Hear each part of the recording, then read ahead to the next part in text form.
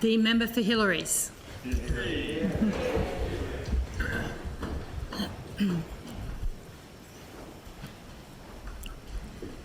Madam Speaker, may I congratulate you on your appointment. As the first female Speaker and the longest-serving female MP in Western Australia, I look to you for guidance. Today, attaining an almost equal caucus of female members is a proud achievement for our WA Labor Party and our state. It is an honour to Edith Cowan, not only as the first woman to be elected to this place exactly 100 years ago, but also for paving the long road to the realisation of women's value in the workplace and society. By no more than a quirk of statistics, I am honoured to be the 100th woman to be sworn into the Parliament of Western Australia. I pay my respects to the traditional owners, the Whadjuk people of the Noongar Nation, past and present, on whose land we meet today. We all have a responsibility to ensure that we continue our path towards reconciliation. I would like to extend my sincere congratulations to the Premier, Mark McGowan, and to all members, newly elected and re-elected. It is with pride and humility that I stand before this Parliament. In service to the people of the electorate of Hillary's and the people of Western Australia, I share with you my story, my commitment to the community, and my vision for the future. As a teacher, I'm proud to stand in the company of many new Labor members who come from such diverse backgrounds. This Parliament is a cross-section of our society. We are a smorgasbord of everyday people and professions, whether it be a paramedic, a naval officer, or an electrician. We truly come from all walks of life. 2020 was the year of the Black Lives Matter. Before I start, I wish to take a moment to reflect on the past year, one which none of us will forget. A year that shone a light on the best of us and worst of us. A year of movement and moments that I will carry with me as I forge my path in public service. 2020 was the year of the Black Lives Matter movement. In Australia, the matter of deaths in custody and incarceration levels amongst Aboriginal and Torres Strait Islander people was raised in public protest. 2020 was the year of devastating bushfires and the year Australia awoke to the full impact and enormity of the climate emergency. 2020 was the year of a global pandemic which has impacted us all. Western Australia united in our commitment to work together to protect our most vulnerable. I congratulate this government for having the political will to make the hard decisions. The McGowan government earned a reputation built on dependability, integrity and strength of action. Western Australians voted to demonstrate their confidence in us, and we must continually work for their support. My deep and lasting gratitude goes out to the people of Hillary's, Padbury, Craigie, Callaroo, Belden and Mullaloo. I'm deeply honoured that you have entrusted me to represent you. I promise to meet this responsibility with all that I can offer. Thank you for welcoming me into your homes, for your engagement and your connection. I recognise the service of Peter Katsimbanis and wish him well in his future endeavours. Of course, I would not be here as the member of Hillary's without the support and belief of so many people. In particular, I want to thank all of the volunteers who committed their time and energy to the Hillary's campaign. Every weekend, a small brigade of dedicated volunteers turned up to meet with thousands of residents and hear their stories. It was their belief in the Labor Party which connected so well with the spirit of progressive change in the electorate. Sir Isaac Newton once said, "If I have seen further, it is by standing on the shoulders of giants." I would like to make a very special mention to a particular giant of WA politics, the fabulous and formidable, the Honourable Alannah McTiernan, whose counsel as my campaign director was invaluable. She is a political force of nature who taught me that no problem is too big or too small to address, that everything is in the detail. To the inspirational Pam Beggs, who welcomed me into her family and continues to be a constant source of wisdom, humour and love. Coupled, of course, with the not insignificant fact that Pam was the member for Whitfords and the first female Labor minister. She has been my guru of the electorate and my wise guide through WA politics. A very special thank you goes to my campaign manager, the vivacious Russian Elisa Shibalova, and to Gareth, Jack, Doug, Andre and Holly for your past and continued support.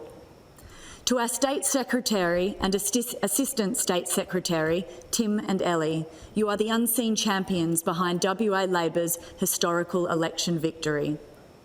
I would of course like to extend a huge thank you to our Premier, the Honourable Mark McGowan, for having faith in me, for your strong leadership and the continual encouragement during your frequent visits on the campaign trail. Thank you also to the larger-than-life, warm and generous characters of Dr. Paddy Ramanathan and John Hammond. The world needs more people like you. I would also like to thank Ben Harris, Peter O'Keefe and the Shop Distributive and Allied Employees Association for your support. The members of the SDA are the essential frontline workers. They deserve fair pay and our respect for the continuation of the services they provided during those most unpredictable and uncertain times. To the many people working in the city of Joondalup, I share your passion about our community and I look forward to working with you.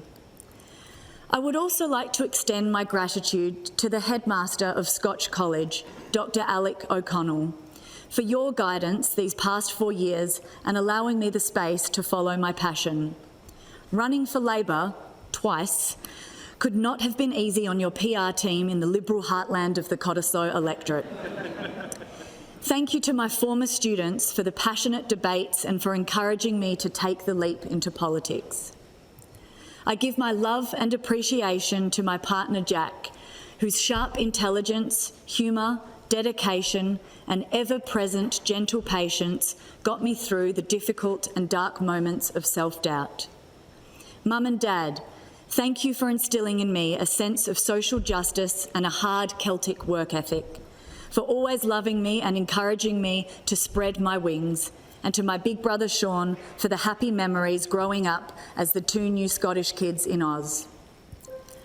In speaking to the Assembly today, I have an opportunity to share a bit about my background, which led me to this place.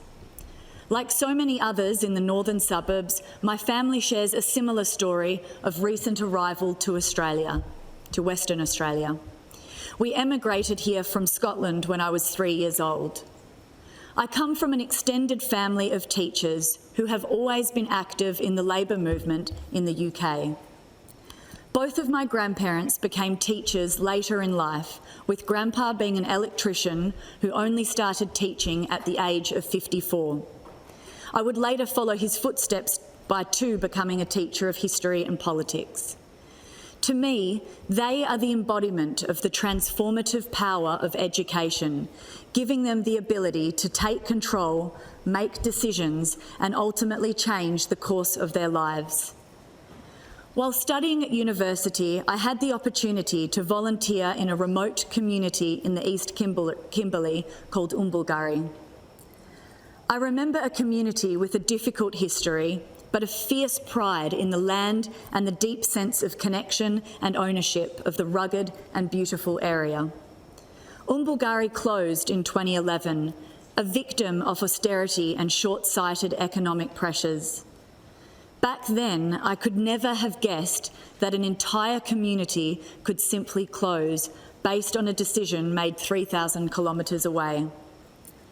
Like so many young Australians before me, I decided to expand my horizons by travelling. I volunteered to teach in the slums of Varanasi in India. Here, I was made brutally aware of the consequences of social and financial inequality.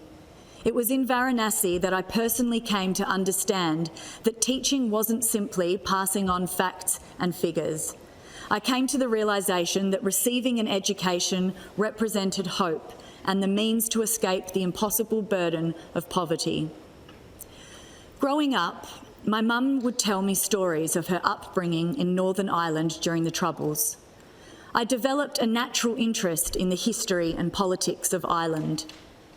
In 2008, I took the opportunity to study abroad in Dublin and undertook an internship in the Irish Houses of Parliament. This was my first exposure to the mechanics of government. This was also the year the global financial crisis hit. The Celtic tiger was wounded, and I witnessed the immediate human impacts of economic mismanagement and despair of a boom and bust economy. I saw how a bright economic future could disappear virtually overnight. I was teaching English in Bogota in 2011 as the Colombian government was attempting to enact major cuts to social welfare and privatise universities. I marched with young, politically active students passionately defending their right to higher education, run for people, not for profit. As a somewhat naive, privately educated schoolgirl from Perth, it opened my eyes to the understanding and fundamental belief that education is not and never should be a commodity. Universal access to a quality education is a basic right for everyone and a right worth defending. I moved to Vietnam in 2013 and taught English in schools, language centres and a university. Having taught people of all ages and all socioeconomic backgrounds, I witnessed again and again the importance of education in the lives of people not graced with the same level of wealth which we, as Australians, take for granted. T.S. Eliot wrote that we shall not cease from exploration. At the end of all our exploring will be to arrive where we started and know the place for the first time. And so I returned to Australia. Through teaching abroad, I realised education fundamentally expanded the possibilities of opportunity. I wanted every student that came through my classroom to have every opportunity in life available to them. I believe the measure of a good government is that it must always expand opportunity and it must always work to provide hope and optimism to its people. I had a stronger appreciation for a party wedded to the pursuit of equal opportunity, and it has always been Labor governments which have a core understanding of the true long-term value of equitable investment in the community. I did not come back from my travels with the answers to the great questions of our time, but my eyes were opened, and for the first time, I had many questions about the realities of life in Western Australia. Despite being in the middle of the greatest economic resources boom in Australian history, it appeared to me that the so-called miracle trickle-down waters had evaporated somewhere between the Pilbara and the boardrooms of Perth CBD. Profits were soaring, yet public services were either under-resourced, in the process of being sold off, or visibly struggling. How had it come to this? As a politics teacher here in Perth, I was always encouraging my students to be politically engaged. I realised that I too had something to contribute, and I decided to practice what I preached. This resulted in a somewhat baptism of fire in state politics. I ran for Labor in 2017 against the then Premier Colin Barnett within his stronghold seat of Cottesloe. I did not win, but in the process, I met hundreds of residents who shared common ground with me. We wanted the best for our state, we wanted a long-term plan, and we wanted equity in opportunity. 4 years later, I had the privilege to run for Hillary's, which had been a Liberal-held seat for almost 30 years. The electorate of Hillary's is without doubt one of the most beautiful places to live in Perth, and I'm proud to now call it home. While out door knocking, I met dedicated people who shared with me their life experiences, hopes and fears for the future. The one recurring theme that touched me greatly was the strong sense of community. Whether it is the passionate P&Cs or the spirited sporting clubs, community groups make up the social fabric of this electorate. One such local group which embodies this spirit is Dadbury, a group of local dads from Padbury who selflessly help local families in need. Surf lifesaving clubs such as Sorrento and Mullaloo play an important role in keeping our beaches safe and families connected. I'm proud that this government will deliver $8 million towards the rebuild of Sorrento Surf Lifesaving Club. The beach lifestyle along the Indian Ocean coastline attracts many from far and wide. The McGowan government has committed to upgrading cycle paths across the electorate, as well as contributing to a bike trail network for enthusiasts to enjoy the pristine bushland. Hillary's is an electorate full of young, growing families who deserve the best this state has to offer. I was particularly moved by the passion and commitment of the numerous principals, teachers and parents I met when discussing the futures of their children. For too long, there had been a lack of focus by previous Liberal governments on our local schools, which are, after all, the foundations of any community. The McGowan government is investing in our local schools, and I look forward to delivering my major election commitments to rebuild Hillary's Primary, Springfield Primary and Duncraig Senior High School. Looking after our senior citizens is a priority of mine, and I will continue to advocate for community and personal safety, as well as improved accessibility across the electorate. This re-elected McGowan government is committed to upgrading Joondalup Health Campus to ensure the highest standard of care for residents in the northern suburbs. The Hillary's Marina is enjoyed by everyone. Parents take their children down to the calm waters for a first ever encounter with the ocean. Shrieking, joyful kids get their first up close interaction with an undersea creature at Aqua. Visitors board the ferry for adventures on Rottnest Island, while local retirees catch up over a coffee on the waterfront. The small businesses that add so much value to any community have suffered this last year. We must continue to support them in order to prepare for the renewal of the tourism industry. I will work with the City of Joondalup, the Department of Transport and other key stakeholders to ensure Hillary's Boat Harbour continues to be an iconic Western Australian destination for everyone. Madam Speaker, may I seek an extension? During the months leading up to the election, many people in the Hillary's electorate spoke to me about what they considered to be the great challenges of our time, the issues they wanted our leaders to grapple with, to provide real outcomes and renew confidence in our future. Sometimes it is worth viewing who we are in Australia from the outside. Both of my parents were educated in state secondary schools in the UK. When they arrived here, they were taken aback by what appeared to be the widely held belief that Australian public schools were inferior in quality, facilities and educational outcomes compared to private schools.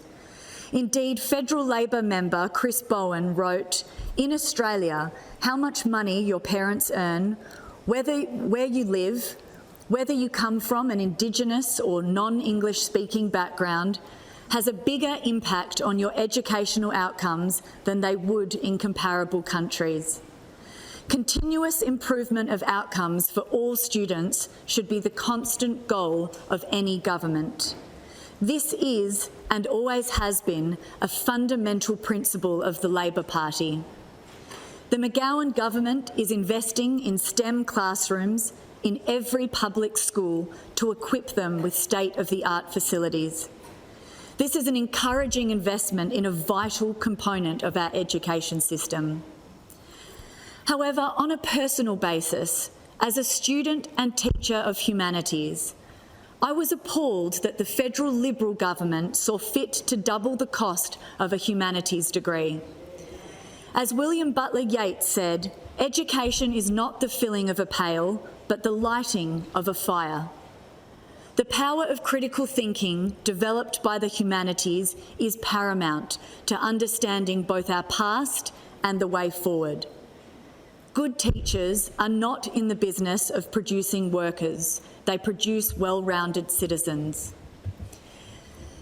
Working as a teacher, I have witnessed the impact that an uncertain future can have on our young people.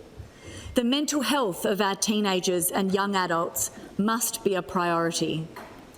Nationwide, over 300,000 young Australians will experience high psychological distress. Ask any high school teacher and chances are they will hold a story of a young person full of light and potential lost far too soon. I'd like to recognise the work of not-for-profit services such as Zero to Hero, a group dedicated to increasing the understanding of mental health issues through support camps that teach teenagers how to speak up when the burden becomes too great. When you teach a classroom of young people, you want your students to have the skills to voice when they need help. Western Australia's young people will have the support of the 41st Parliament.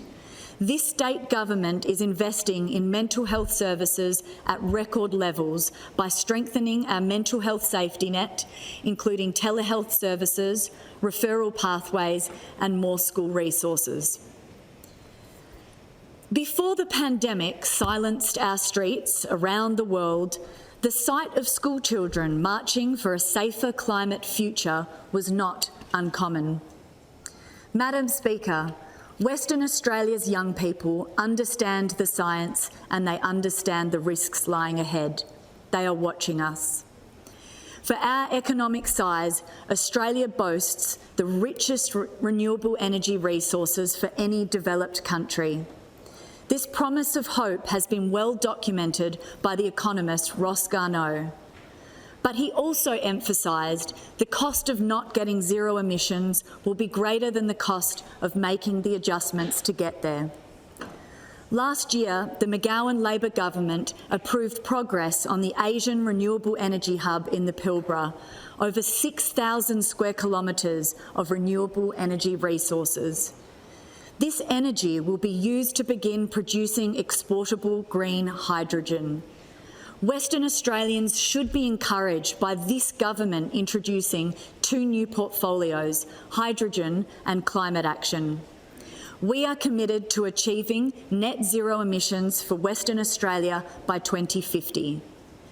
This is a government that is creating manufacturing industries, new jobs and export markets in order to move away from the historical boom and bust cycle economy.